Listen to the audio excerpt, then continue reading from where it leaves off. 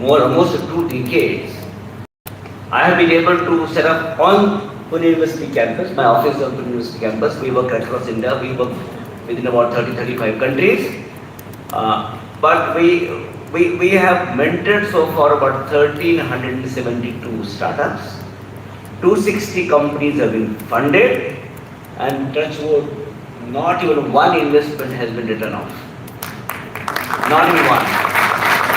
We started incubating companies when incubation was not a buzzword, innovation was not a buzzword, Startup India was not launched, and then we started incubating companies. So thanks to the initiative of Department of Science, we are in a couple of months now, on 26th of April, we are celebrating 40th year of our foundation. And in fact, no government of India started program of startups, we had started program on startup way back in 1986. So, friends,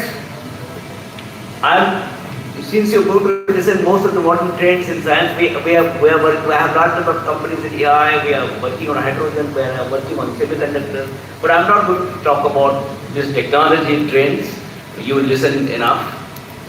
But as engineers, I believe you are the one who convert knowledge into wealth. As an engineer, see, I am from basic science. I am basically evolutionary biologist. So we create knowledge using money, maybe money from industries, money from the government. But you are the guys who convert whatever knowledge we have created through basic sciences. You convert that into money again. So creation of knowledge into wealth is what you people do as an engineer. And whatever good or bad happens to the society, to the cities, and to the world, it's contribution of engineers. If no good house is constructed, you are responsible. If there is no good road is constructed, you are responsible. If no good technology comes, you are responsible. If you are creating an industry which is polluting, you are responsible. So you are also responsible for solving this problem. You know that India has become one of the world's most polluted towns, most polluted country now. Delhi AQI is very high. During maybe last month, you see the situation was so bad, most of the embassies were closed. And then, who created this pollution? Because of probably we did not design it properly. We did not design our cities properly. We did not have a technology properly designed for taking care of pollution or waste management. I mean, when I come here, this morning I came here to your institute, it was very sad to see there's a lot of garbage on the roadside, just around your campus. You are the engineers who have to design technology to take care of this garbage. So whether it's an environmental problem, whether they are urban planning, urban design, these are all engineers. Problems are with engineers. So engineering for sustainability is going to be the future trend. You need to focus on how can I resolve my basic problems of sustainable living. I just give an example when roads are being built. You know that we are highest speed of construction road in India is highest in the world. But while designing, do you care of other life? For example, when you design a road, we are cutting across a natural landscape. Maybe a desert, maybe a forest, maybe a water body. How are the animals from left side of the road to the right side of the road are going to migrate? How they will do it? You know that this fragmentation of habitat because of poor construction of design of road is the greatest and largest cause of extinction of species. When tigers, lions, cheetahs are extinct from India, they become extinct, wrong design is responsible. About modern. So you are the ones who are supposed to come up with the solution. I would say modern trades is fine. AI, ML, machine learning or semiconductor is fine. But is it going to increase sustainability of human beings? Ultimately, whatever we do is for our own existence. Everything that we do is for our own survival, right? And survival has to be long term. As a evolutionary biologist, I said we are insignificantly small in this universe. If you see the origin of any universe, if you consider Big Bang theory as the most accepted theory of origin of universe, and you know the universe it took a fraction of a second for evolution of universe. And the large heap of infinite galaxies, and we do not know how many. And in our galaxy, Milky Way, is in the periphery of the universe. And within the Milky Way, by the way, is one of the smallest. Milky Way, there are infinite stars like Sun, and one of the small stars is Sun. And within the solar system, Earth is very small. It is like a particle of dust in the whole universe. And within the Earth, we are in Pune. We are in this campus. We are sitting in this auditorium. Do we exist? We don't exist. Now, whatever we are doing today is causing the extinction of our own existence. Modern trends of technology, but we also have to come up with disruptive solutions to solve the problems of our own existence, which we are ignoring, which we are grossly ignoring. So, my friends, do that. Those who are younger friends here, the students, believe in yourself. Don't look for jobs. Think, how can I be job creator? Sir, I request this institution become a seat for entrepreneurship. Every student who comes with the first year of engineering has to start a company. And you should graduate with at least some 5 crore turnover of company. Nothing possible. I have example, Mr. Saudagar birthday, standing, he is taking photos. He is a living example.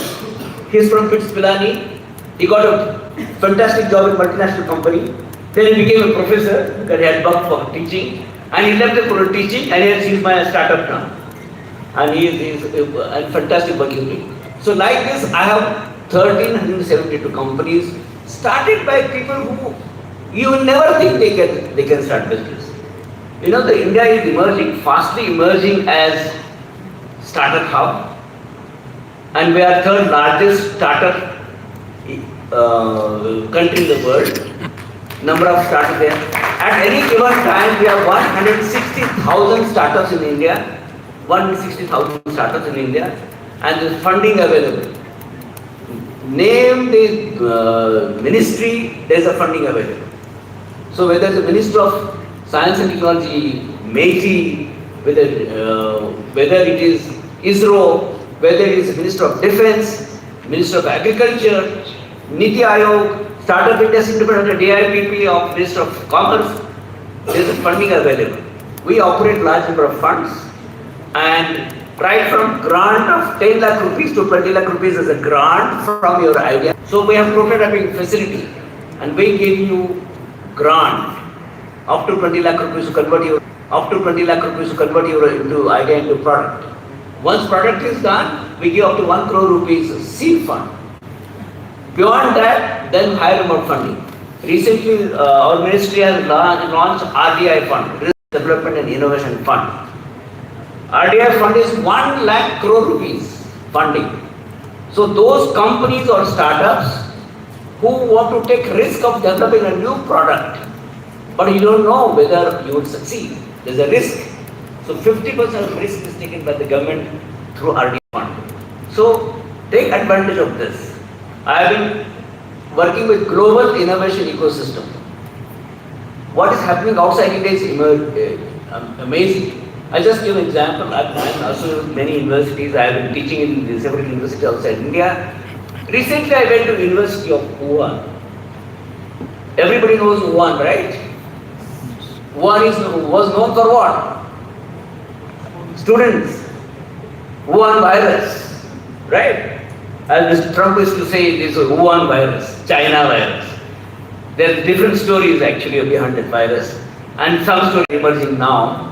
How it was engineered by some of the pharma companies and industrialists, and probably the virus was created to create this havoc in the world so that they can become rich. And I can talk about this for hours. This is not released from scientific lab. That much I can tell you this. I went to Wuhan. I'm visiting faculty Wuhan University also now. There's a technology transfer officer. In technology transfer office of one university in China, there are 630 employees. We don't have even 600 in whole of India. My university where my office is there, we don't have even one person. University of Pune does not have one person. So that's accretion that is required. How can I create new knowledge, protect it and commercialize it? That has to be part of the curriculum. My request is please orient your students to this. Another, again, as the engineers, your responsibility I am telling you. We are trying to become third largest global economy. Isn't it? That's the government of India has planned. But don't be carried away with third largest economy. You know what is the US economy is about 30 trillion. China is 13 trillion. We are roughly about 3.54 4 trillion now, which are likely to become about 5 trillion. So even if we become third largest, still we are 50, about 40% of China. That's not important. This is a miscommunicating the figure. Countries, economy, GDP is not important. We have to talk about per capita GDP. You know, majority of GDP is with 3% of people. 3%. If we have such a high GDP, third largest GDP, why 72 crore people have to stand in the line for 5 kg free rice and wheat? Don't you think that's an engineering problem? You may not think this is an engineering problem, but this is an engineering problem. Engineers have to solve this problem. How do I do this? Because you are the wealth creator. You are the trigger for wealth creator. I can discuss a lot of how this is an engineering problem to solve these issues. So if you consider, forget 3% of India's top businessmen, then our GDP is about $1,000 per year. 70, 80, 90,000 rupees average GDP per person is very small amount of money per year. Now, please, these are the engineers have to think very seriously, how do I contribute this? So, if you need any help for converting your ideas into business, we are here to help you. We are not far away. I am just 20 minutes away from here. So whenever you need, we are here. Any of my startups, I have large number of startups. They always are very excited to go and mentor younger generation students. Please take advantage of that. This is your age. You are the job creator, you are the wealth creator, and this is India is a fantastic land of opportunities. So make use of this. Thank you so much.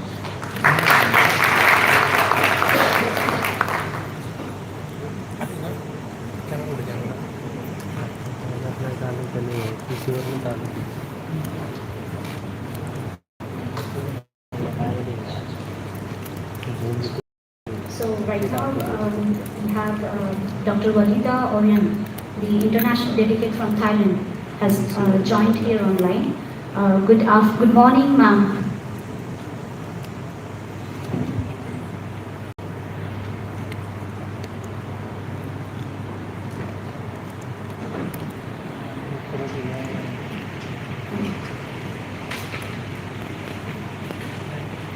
Good morning, ma'am.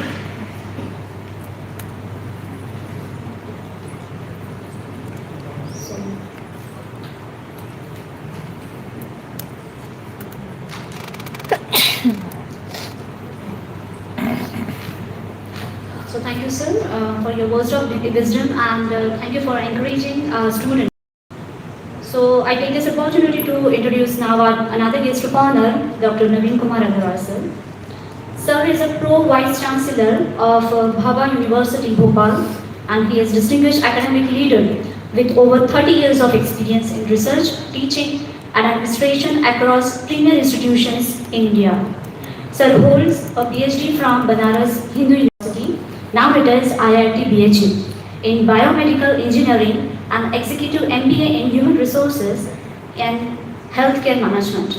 So he has served as Pro-Vice Chancellor, Director, Principal at several reputed universities and colleges, leading academic development, research initiatives, and accreditation efforts. So Sir has even guided numerous UG, PG, and PhD scholars, contributed to national and published extensively in biomedical engineering, healthcare, and AI-driven technologies. Sir is also an innovator with multiple patents and has conducted workshops, seminars, and invited talks in India and abroad also. Sir has also been recognized with awards including the Best Director and the Best Principal for his exceptional contribution to education and research. So I now request our guest of honor, Honorable Dr. Naveen Agarwal, sir, the Pro-Vice Chancellor, Bhabha University, to kindly address the gathering. Please, sir.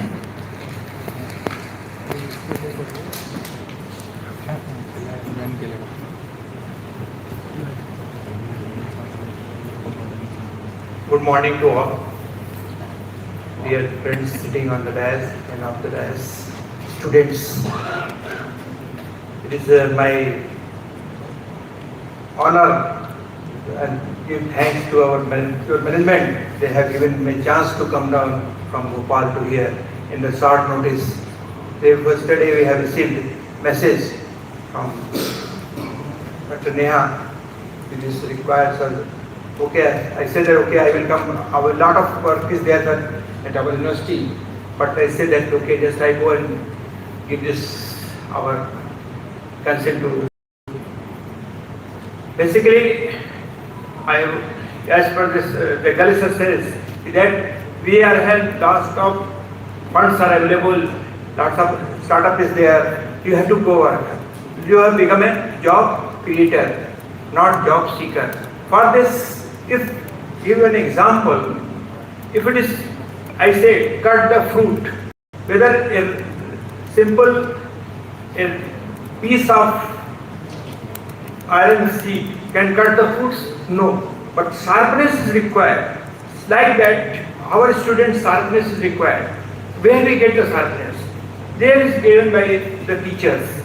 So, the student, whatever they, after taking schooling, they have to sharpen your knowledge. And after getting the knowledge, then you have to work for all the startups. For this, punctuality play an important role in your life, everywhere, whether it is a student, whether it is a teacher or anybody. Punctuality is required. If you are punctual, then all things come your way. Otherwise, we have to suffer.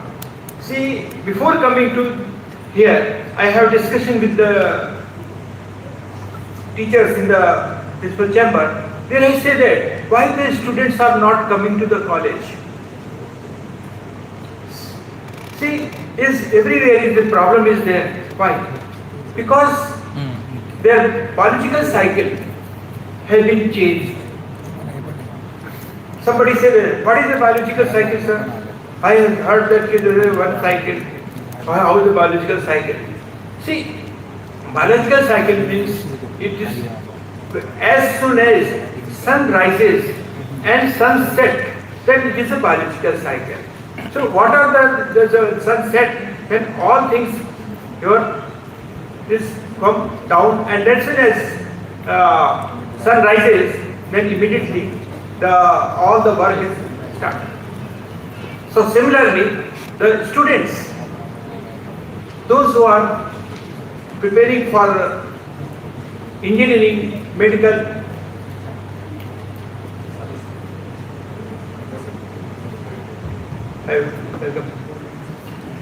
so those who are preparing for competition, what they do?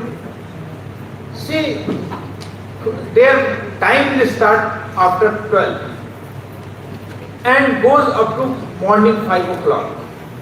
Then after 5 o'clock they go on sleeping, and minimum 6 to 7 hours sleep.